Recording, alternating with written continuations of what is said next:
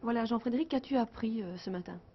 J'ai appris plein de choses sur comment des Haïtiens en particulier vivaient avec la déforestation, les Boliviens, tout autant les Brésiliens. Puis ça fut très intéressant de voir comment ils faisaient ça chez eux, puis comment nous, au Canada, on pouvait agir, puis leur donner des conseils, puis eux, en même temps, qu'est-ce qu'ils attendaient de nous. C'était intéressant. Mhm. Alors, est-ce que tu penses que les pays du Nord, du Sud doivent collaborer ou est-ce que on pourrait se dire que les pays du Nord n'ont rien à voir avec ça? Ah, absolument que les pays du Nord doivent collaborer, parce que je pense que la lutte au changement climatique, ça se fait pas tout seul. Je pense que c'est une affaire d'équipe, puis les pays doivent absolument s'entendre sur des manières de travailler ensemble, oui.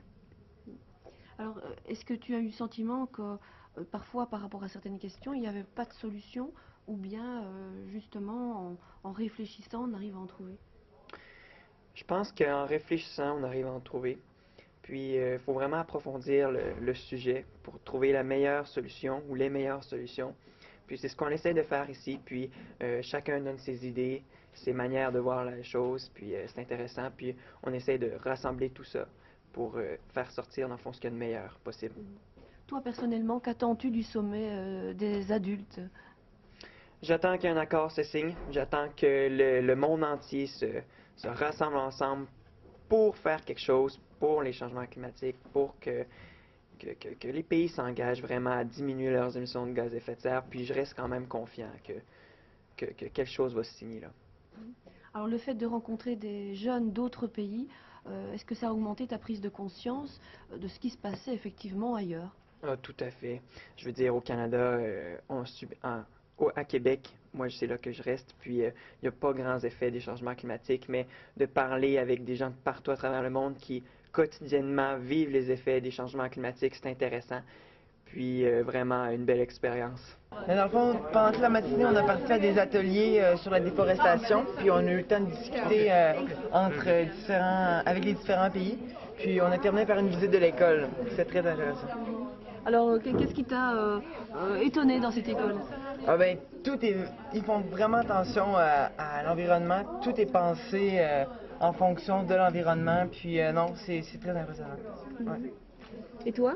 Je pense que le fait que ça soit, comme Alexandre le disait, c'est vraiment axé sur l'environnement. Ils font attention à tout, tout est calculé, tout est, ils apprennent, juste les cours qu'ils font, c'est tout axé sur l'environnement. Les étudiants sont tellement axés sur l'environnement, justement, ils ont plein d'informations, puis c'est vraiment intéressant. Ça. Tu aimerais avoir une école comme ça, toi, au Québec? Oui, je pense que ça serait vraiment intéressant d'avoir cette idée-là. Puis je pense que ça pourrait vraiment changer le monde, là, que toutes les écoles dans le monde, je pense pas juste au Québec, je pense que partout on pourrait justement axer sur l'environnement, puis c'est un sujet de discussion, puis c'est un sujet d'actualité. Donc, oui. Oui, donc je m'appelle Alexandre Garipi, j'ai 16 ans et je viens du Canada. Alors, peux-tu nous expliquer pourquoi tu es ici? Oh mon Dieu, ben c'est simple, hein, les changements climatiques, ben, ça m'intéresse beaucoup. Puis nous les jeunes, on est le futur.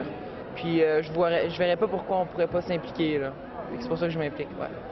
Et quels espoirs nourris-tu par rapport au travail que vous allez faire? Est-ce que vous espérez être entendu par les dirigeants de ce monde? Ah ben c'est sûr qu'il n'y a pas meilleur endroit. T'sais, ici, on va faire une déclaration, on produit une déclaration à la fin qu'on remet en main propre aux dirigeants. Donc c'est certain qu'ils vont nous entendre puis ils vont nous lire là. Ouais. Qu'as-tu envie de leur dire? Ben qu'on est là, qui écoute notre opinion puis qu'ils il agissent en conséquence des jeunes parce qu'on est l'avenir. Puis ben si on veut vivre sur une terre encore en santé longtemps, ben ils doivent nous écouter là. Parfait. Go. Salut, je m'appelle Jean-Frédéric, puis je viens du Québec au Canada. Et n'oubliez pas de regarder les news lundi à 17h35 sur la 2. Encore une fois. Salut, je m'appelle Jean-Frédéric du Canada. Et n'oubliez pas de regarder les news lundi à 17h35 sur la 2.